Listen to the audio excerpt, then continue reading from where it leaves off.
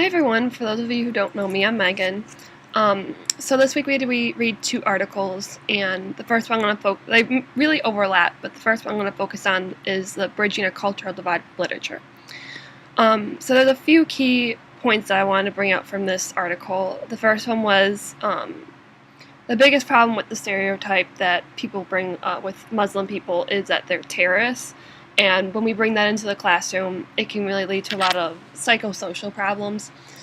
So basically what that means is if we're constantly reading books or people are just talking in general about the stereotype of Muslim as terrorists, that it's going to have these kids start thinking that maybe the fact that they're someone is kind of seen as negative and it's not seen as it's seen as less than, which is also going to lead to depression. It's going to lead also to having struggles, maybe like finding friends and whatnot. So what we can do in order to stop that stereotype, or at least slow it down, is we need to find books that are going to reflect the kids that we have in our classroom, and that's just the main thing that we've been talking about. So basically, but before we even start finding books about these kids, what we need to do is we need to find our own prejudices and then overcome them as well. So in order to find books about these kids, two things that we need to focus on that the article suggested was that the books focus on either the friendship across the border or overcoming struggles and conflicts, because that's something that everyone can really relate to. So the second article focused on something that the first article also touched on, but the second article, Muslims and Children's Books, brought up a bunch of really good points that I want to bring up as well. The first one was that Muslim is not a culture that is about dominating women, and it's kind of seen through the book that we're reading this week in the fact that the girl, the main character that's a woman, is actually leading their worship.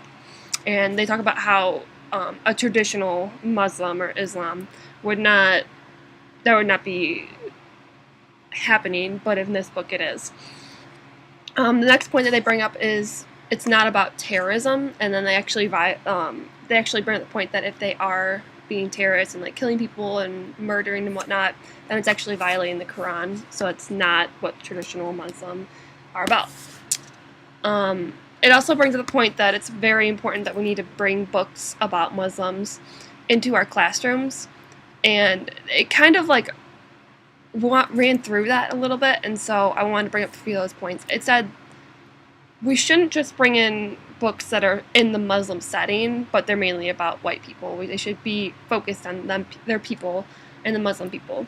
And then it kind of fiddled with the idea that even if we do bring in books, they're not necessarily going to be the right books, and they're not exactly going to capture the thought process and what would actually be happening.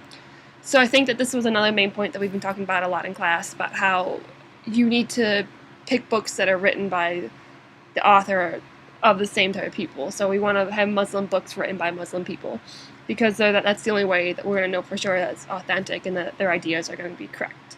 And I guess authentic is the best word. The last point that the article brings up is that being Muslim is a way of life.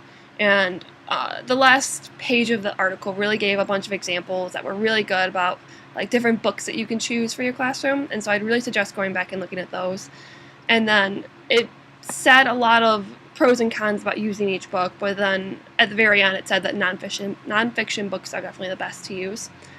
I really think that these two articles were really helpful, just because a lot of us do hold that stereotype, especially since 9/11, about Muslims, and so it's kind of eye-opening just to see like, hey, like this isn't true, but it's also like explaining why. And so I think it was really helpful. It was a really good article. I thought it taught us a lot, and I really enjoyed reading it.